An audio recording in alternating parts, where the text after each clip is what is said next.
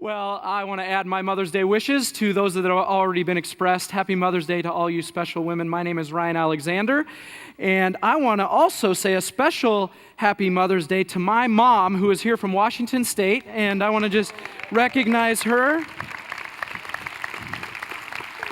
you. Love you too.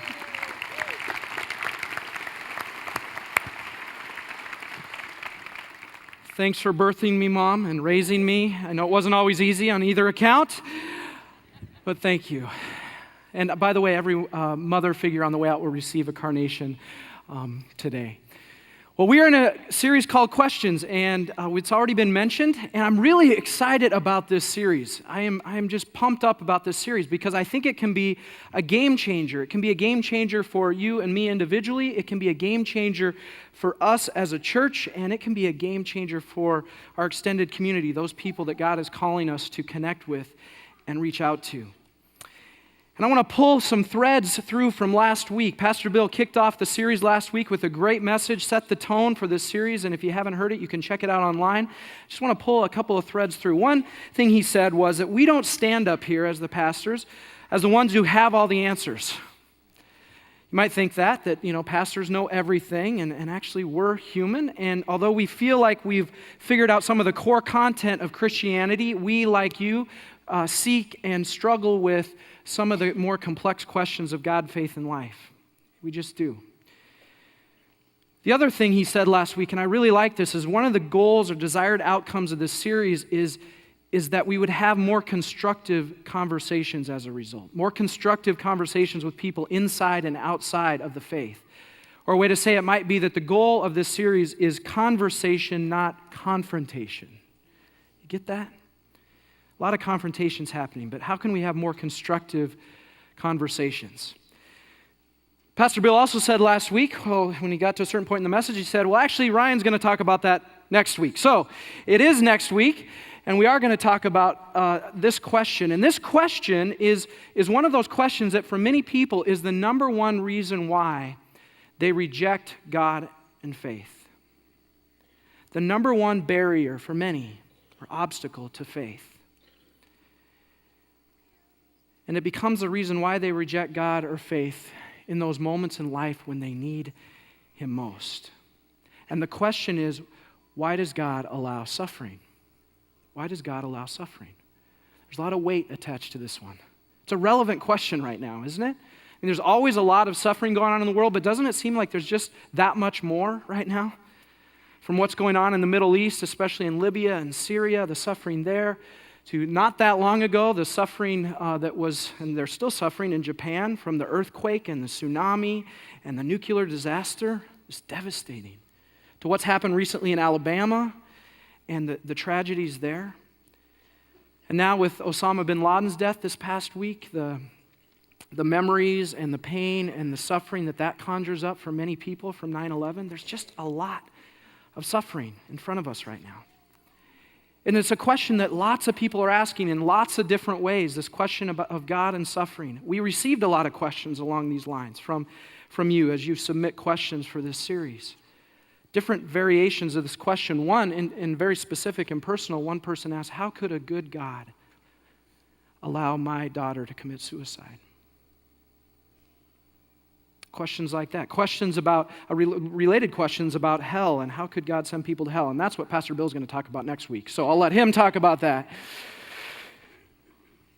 Need to say a couple of things about this topic. One is that this is a very emotional topic for many of us. And it just doesn't work for me to stand up here for about 30 minutes, say a bunch of things, and make it all better. It just doesn't happen that way. I know that it's an emotional, personal topic, and I want to be sensitive to that. The other thing I need to say and be upfront with you about is that in 30 minutes, I can't possibly begin to fully respond to this question of God and suffering. In some ways, we'll just scratch the surface. But I encourage you to keep pursuing and wrestling with this question. There is a class coming up next fall called Skepsis. We're launching it for the first time, and we'll go deeper into this topic. There, on the back of your sermon bulletin insert for the sermon, there are some other resources that you can check out on this topic of suffering. But here's how we are going to respond to the question today. Here's our roadmap, if you will, for the message. There are going to be 3 mile markers along the way in this roadmap. And the first mile marker is, what is the best response to this question of suffering? First mile marker. Second mile marker is the way through suffering. And then the third mile marker is hope beyond suffering. So let's start with the best response to suffering. And in order to get at this question, we're going to look at Job chapter 8. And the book of Job is often considered the primary biblical source for this question of God and suffering. In Job chapter 8 in your Bibles, if you'd go there with me. And if you need a Bible, we have Bibles that ushers can distribute. If they haven't already, just raise your hand up and they'll get you a Bible. And if you're using one of these red Bibles, it's on page 307. Little backstory on Job as you find your way there. Job was a prominent, God-fearing man in his community. In fact, he was the most prominent figure in his community. He had a large flock, a large fortune, and a large family. And everything was going well for Job until a conversation happens in the cosmic realm. Satan comes to God and says, "Can I take all of that away from Job?" And God's response surprises us a little bit. It's part of what we're struggling with today, but his response is, "Go ahead. You can take everything, but just don't take his life." So in an instant, Job loses his flock, his fortune, and his family, gone. And it leaves him in this deep state of despair and depression. You can imagine this. Here today, gone tomorrow. And it's in this dark valley of his life that 3 of Job's friends come to offer him some advice. And I almost want to put friends in quotes because we'll quickly discover that with friends like this, Job hardly needs enemies. You know people like this? And in chapter 8, Job 8, Bildad, one of Job's friends, is going to respond to Job in his suffering. And we're going to, first of all, look at 3 bad responses to suffering. Sometimes you have to eliminate the bad responses or the inadequate responses in order to get to the best response. And that's what Bildad's going to help us do. So here's verse 1. Then Bildad the Shuhite replied to Job, "How long will you go on like this? You sound like a blustering wind." Basically, Bildad is saying to Job, get over it. Get over it already. How long are you going to go on like this? Easy for Bildad to say, right? Have you heard this before? Maybe you've heard this in so many words like, well, there's a light at the end of your tunnel. You know, or there, God is doing this for a reason. You know, just put a smile on your face. This response can come in a variety of different forms. Just get over it. But the problem with this response is Job's not ready to get over it. He's just not ready. Something really important to know when you're walking with people in the midst of their suffering is that timing is everything. Timing is everything. And as a pastor, I have heard it all. Well-intentioned people say things to people who are in the midst of their suffering that are either totally unhelpful or actually harmful. And I just want to pause for a moment because I know there are people here this morning who have heard something from a well-intentioned Christian even in the midst of your suffering that just wasn't helpful. Maybe it was even harmful. And if that's true, I want to say sincerely, I'm sorry about that. I'm sorry about that. It just wasn't time for that to be said. Or maybe there was never a time for that to be said. So Bildad isn't off to a very good start, is he? Let's see where he goes from here. Verse 3. Does God twist justice? Does the Almighty twist what is right? Your children must have sinned against him, so their punishment was well deserved. Job is saying your children deserved it.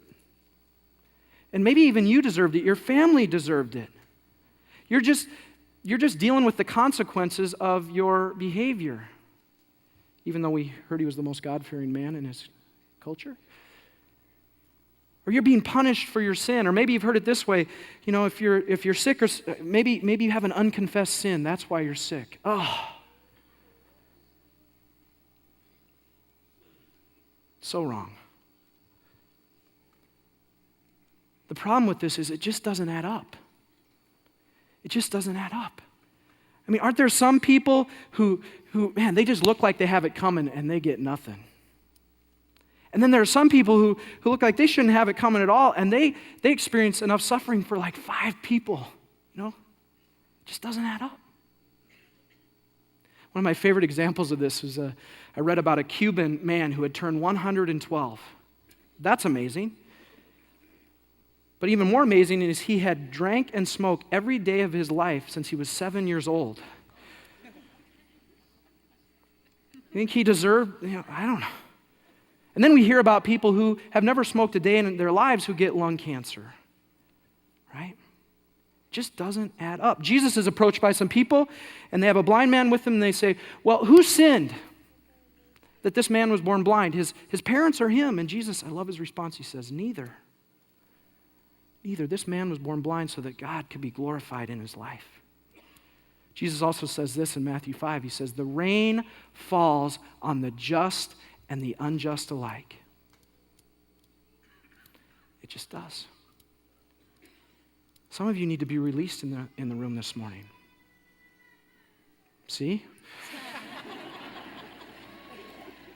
You need to be released for a good chunk of your life. You have felt like God is punishing you, or that you're just dealing with the consequences of your sin. And you need to hear this morning that that's not true.